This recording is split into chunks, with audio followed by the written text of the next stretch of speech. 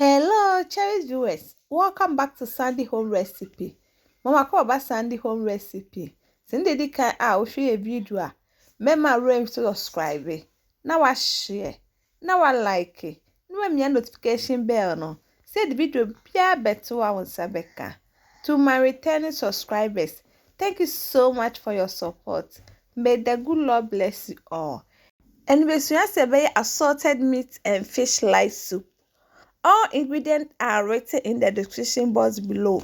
Okro description box na ingredients ni na de ewo ho. Afen nso enkwan we ye nkwan bi a eye de pa. Wo de carrot eni je na watwetwa begu saucepan mu. Wi na de nso e de egu mu. Wo de akosi gya so anoa. Ebia na watwe na waso ne so. Wo de akogu ade a blend wo mu. Wo de nso kakra ye de egu mu na wa blend. We are not the same. Meat and fish. No the blended onion, garlic, ginger, rosemary, anise. Now the chopped onion head, aka all pepper season. Maggi season optional. Won't find the anka blended pepper. Tomato paste or tomato puree. Salt to taste. Would the insuka cry the aka no one mixing it together. One man is so estima.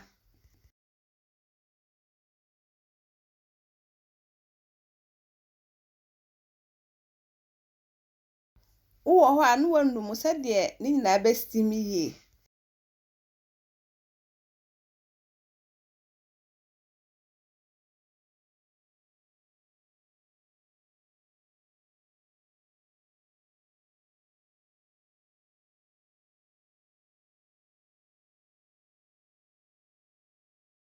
Where ye fish near the estin chese de entity and ka men kwan na be no na wo de agum.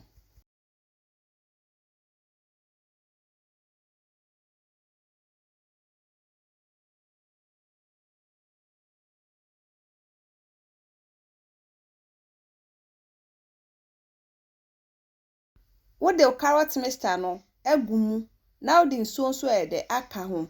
Nsuo ni gira enkwan dodoro a wo ye.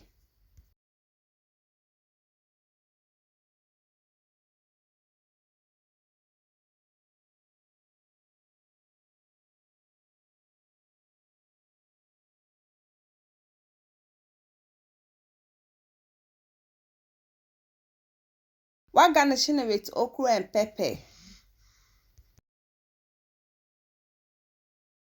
Wa jama na sisu ato de bo aben.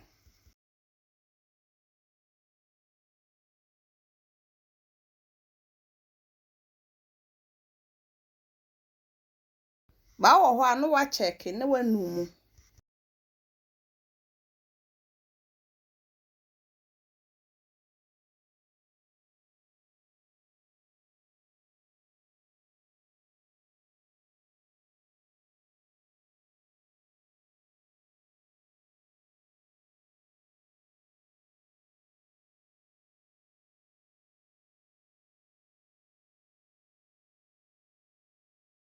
Say jano ulonu nento ne boy de emen.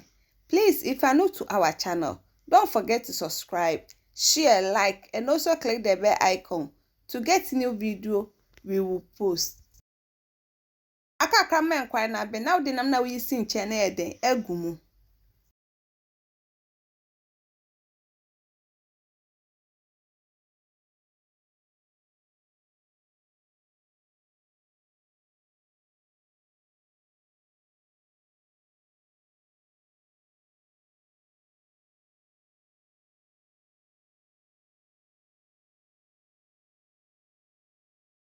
Yep, my choice ndi di kan a wo hwe video a.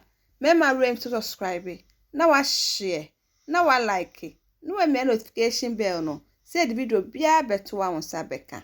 Akakra na aben.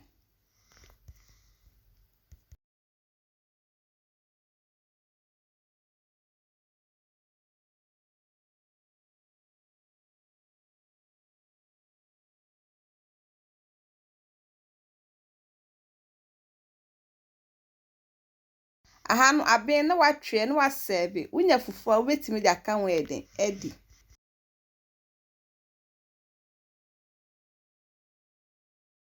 Behavior and tasty and it tastes really nice. You will love it if you give it a try.